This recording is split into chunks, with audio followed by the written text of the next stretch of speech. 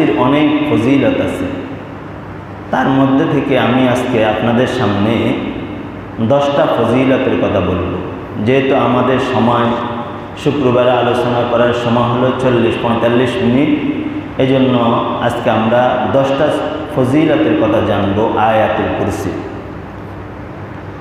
1 নম্বর ফজিলত, রাসূলুল্লাহ সাল্লাল্লাহু আলাইহি ওয়াসাল্লাম বলেন, আয়াতুল কুরসির অনেক ফজিলত আছে। তার মধ্যে 1 নম্বর ফজিলত হলো আয়াতুল কুরসি, এটা কোরআন কারীমের মধ্যে সর্বশ্রেষ্ঠ আয়াত। বলেন সুবহানাল্লাহ। 1 নম্বর ফজিলত হলো এটা কোরআন শরীফের মধ্যে সর্বশ্রেষ্ঠ আয়াত। আর সূরার দিক দিয়ে সূরা হলো সূরা ফাতিহা। সূরা ফাতিহা ছাড়া নামাজ হয় না। আর আয়াতুল কুরসি কোরআন শরীফের মধ্যে এটা সর্বশ্রেষ্ঠ আয়াত। সূরা একটা, আয়াত আর একটা, কথা বুঝে নিয়েন, অযথা ফেস লাগায়েন না। সূরার দিক দিয়ে সর্বশ্রেষ্ঠ সূরা হলো সূরা ফাতিহা, আর আয়াতের দিক দিয়ে সর্বশ্রেষ্ঠ আয়াত হলো আয়াতুল কুরসি। 1 নম্বর ফজিলত। 2 নম্বর, রাসূলুল্লাহ সাল্লাল্লাহু আলাইহি ওয়াসাল্লাম আয়াতুল কুরসি 2 নম্বর ফজিলত বলেন, যে ব্যক্তি আয়াতুল কুরসি তেলাওয়াত করবে তো জিন এবং শয়তান থেকে আল্লাহ তাআলা তাকে রক্ষা করবেন। বলেন সুবহানাল্লাহ। আয়াতুল কুরসি 3 নম্বর ফজিলত, রাসূলুল্লাহ সাল্লাল্লাহু আলাইহি ওয়াসাল্লাম বলেন, যে ব্যক্তি আয়াতুল কুরসি তেলাওয়াত করবে আর পড়বে প্রত্যেক নামাজের পরে, তো আল্লাহ তাআলা তার মৃত্যুর পরে তাকে সাথে সাথে জান্নাতটা দিয়ে দিবে। বলেন সুবহানাল্লাহ। হাদিস ধরেন, দলিল, قال رسول الله صلى الله عليه وسلم من قرأ آية الكرسي دبر كل صلاة مكتوبة لم يمنعه من دخول الجنة إلا الموت। আল্লাহর হাবিব সাল্লাল্লাহু আলাইহি ওয়াসাল্লাম বলেন, যে ব্যক্তি 5 ওয়াক্ত নামাজের পরে আয়াতুল কুরসি তেলাওয়াত করবে আর পড়বে, তো তার মধ্যে আর জান্নাতের মধ্যে পার্থক্য থাকবে। তার মৌতটা, মৃত্যুটা, তার মৃত্যু হওয়ার সাথে সাথে আল্লাহ তাকে জান্নাত দান করবেন। বলেন সুবহানাল্লাহ। 3 নম্বর ফজিলত গেল। 4 নম্বর আয়াতুল কুরসি 4 নম্বর ফজিলত, রাসূলুল্লাহ সাল্লাল্লাহু আলাইহি ওয়াসাল্লাম ফরমান, যে ব্যক্তি রাত্রের বেলা আয়াতুল কুরসি তেলাওয়াত করবে আর পাঠ করবে, তো আল্লাহ তাআলা তাকে পাহারা দেওয়ার জন্য আল্লাহ তাআলা একজন ফেরেশতা জান্নাত থেকে পাঠায় দেয়, যা আমার ওই বান্দা দক্ষিণ লাউতলি মসজিদের মধ্যে রাত্রের বেলা আয়াতুল কুরসি তেলাওয়াত করছে। দক্ষিণ লাউতলি এলাকার মধ্যে আমার ওই বান্দি রাত্রের বেলা আয়াতুল কুরসি তেলাওয়াত করেছে, যা আজকে রাত্রে যা, হে ফেরেশতারা তাকে তুমি পাহারাদারি দাও। বলেন সুবহানাল্লাহ। সুবহানাল্লাহ বলতে কষ্ট হয় কেন?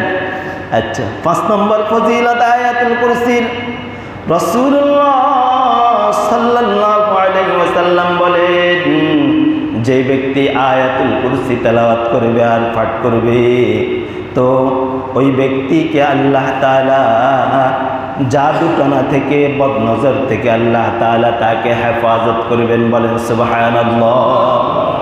6 নম্বর ফজিলত, রাসূলুল্লাহ সাল্লাল্লাহু আলাইহি ওয়াসাল্লাম বলেন, যে ব্যক্তি সকাল এবং বিকালবেলা আয়াতুল কুরসি তেলাওয়াত করবে, তো আল্লাহ তাআলা তাকে নিরাপদ, আল্লাহ তাআলা তাকে রাখবেন। বলেন সুবহানাল্লাহ।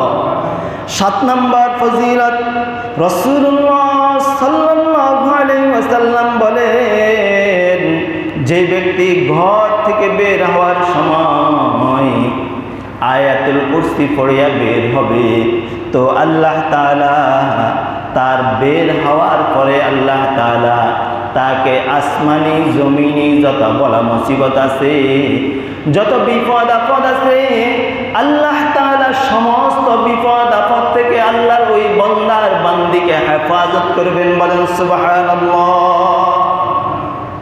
8 নম্বর ফজিলত, রাসূলুল্লাহ সাল্লাল্লাহু আলাইহি ওয়াসাল্লাম বলেন, যে ব্যক্তি আয়াতুল কুরসি তেলাওয়াত করবে আর পাঠ করবে তো আল্লাহ তাআলা তাকে দুশ্চিন্তা থেকে, খারাপ চিন্তা থেকে আল্লাহ তাআলা তাকে হেফাজত করবেন। বলেন সুবহানাল্লাহ।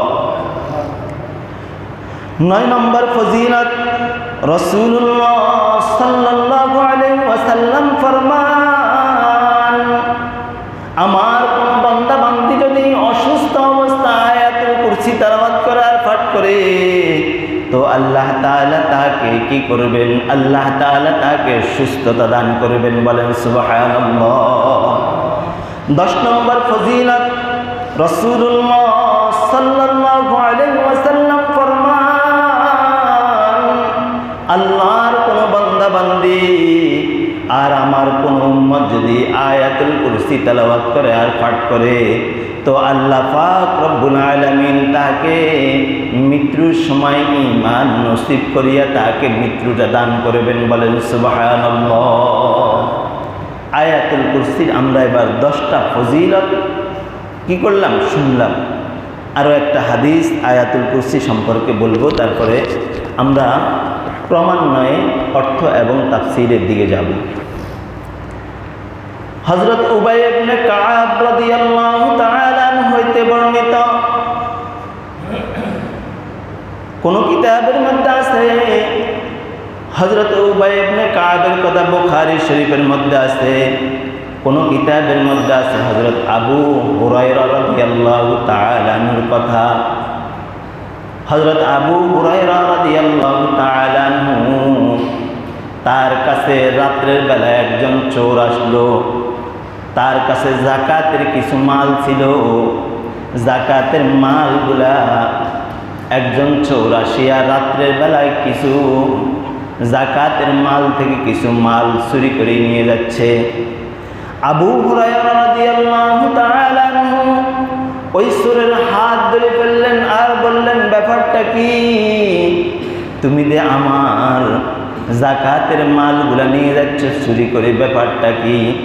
সাথে সাথে ওই চোর বললেন, ভাই আমি খুব গরিব মানুষ, তোমার এখান থেকে যদি আমি চুরি না করতাম, তোমার এখান থেকে যদি আমি কিছু টাকা পয়সা না নিতাম চুরি করে, তো আমার স্ত্রী সন্তান সবাই উপবাস ভোগ করত, এই জন্য তোমার এখান থেকে কিছু মাল চুরি করলাম। এই কথা বলার পরে আবু হুরায়রা রাদিয়াল্লাহু তাআলা ওই চোরটাকে ছেড়ে দিলেন। সকালবেলা যখন ফজরের নামাজের সময় আসলেন, আল্লাহর হাবিব সাল্লাল্লাহু আলাইহি ওয়াসাল্লাম বললেন, হে আবু হুরায়রা, হে আবু হুরায়রা, রাত্রের বেলা যে একজন চোর তোমার কাছে আসলো, হে আবু হুরায়রা, ওই চোরটাকে তুমি কি চিনো কিনা, তাকে কি তুমি ছেড়ে দিয়েছো কিনা? তখন সাথে সাথে হযরত আবু হুরায়রা রাদিয়াল্লাহু তাআলা বললেন, হ্যাঁ হ্যাঁ, ওই চোরটাকে আমি ছেড়ে দিয়েছি, সে আমার কাছে অনেক বিগত কাগজে মিনতি করলো। 2 নম্বর, দ্বিতীয় রাত্রে আবার ওই চোর আবার চুরি করার জন্য হযরত আবু হুরায়রা রাদিয়াল্লাহু তাআলা মাল নেওয়ার জন্য আবার আসলেন, কিছু মাল নিয়ে ফেললেন। হযরত আবু হুরায়রা রাদিয়াল্লাহু তাআলা দ্বিতীয় দিনও তার হাতের মধ্যে ধরে ফেললেন আর বললেন, ব্যাপারটা কি? তুমি যে আমার মাল চুরি করার জন্য আসছো। সাথে সাথে হযরত আবু হুরায়রা রাদিয়াল্লাহু তাআলা এই কথা বলার পরে ওই চোর আগের দিন প্রথম দিন যেভাবে কাগজ মিনতি করে করেছেন, ও আবু হুরায়রা, আমি গরিব, এই জন্য তোমার মালগুলা চুরি করছি। আবু হুরায়রা রাদিয়াল্লাহু তাআলা আনহু দ্বিতীয় রাত্রে তাকে ছেড়ে দেওয়ার পরে যখন ফজরের নামাজ পড়তে গেলেন, রাসূলুল্লাহ সাল্লাল্লাহু আলাইহি ওয়াসাল্লাম বললেন, হে আবু হুরায়রা, তোমার চোরের কি খবর, আজকে আসছে নাকি? বললেন, ইয়া রাসূলুল্লাহ, আজকেও আমার কাছে আসছে চুরি করার জন্য। প্রথম দিনের মতো আমি তাকে ছেড়ে দিলাম। তৃতীয় রাত্রে আবার ওই চোর আসলেন আবু হুরায়রা রাদিয়াল্লাহু তাআলা আনহুর কাছে চুরি করার জন্য। যখন আসলেন, আবু হুরায়রা রাদিয়াল্লাহু তাআলা আনহু তাকে হাতের মধ্যে ধরে ফেললেন আর বললেন, ব্যাপারটা কি? বিগত 2 দিন তোমাকে ছেড়ে দিয়েছি চুরি করার কারণে, আজকে তোমাকে ছাড়বো না। আজকে রাসূলুল্লাহ সাল্লাল্লাহু আলাইহি ওয়াসাল্লামের কাছে তোমাকে নিয়ে যাব, তোমার যেন সারেক হিসেবে তোমার জন্য হাতটা কাটি দেওয়া হয়। সাথে সাথে ওই চোর বললেন, ও আবু হুরায়রা, আমাকে রাসূলের কাছে নিও না, আমি তোমাকে একটা আমল শিক্ষা দিব।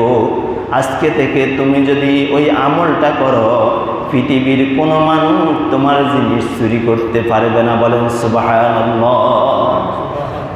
আবু হুরায়রা রাদিয়াল্লাহু তাআলা বললেন, কি ওই আমল? তখন ওই চোর বললেন, ওই আমলটা হলো আয়াতুল কুরসি। তুমি যদি রাত্রের বেলা আয়াতুল কুরসি পড়িয়া তুমি তোমার মালের মধ্যে তুমি যদি কি করো, দম করে দাও, ফুঁ দিয়ে দাও, তাহলে তোমার মাল দুনিয়ার কোনো মানুষ চুরি করতে পারবে না। বলেন সুবহান। এবার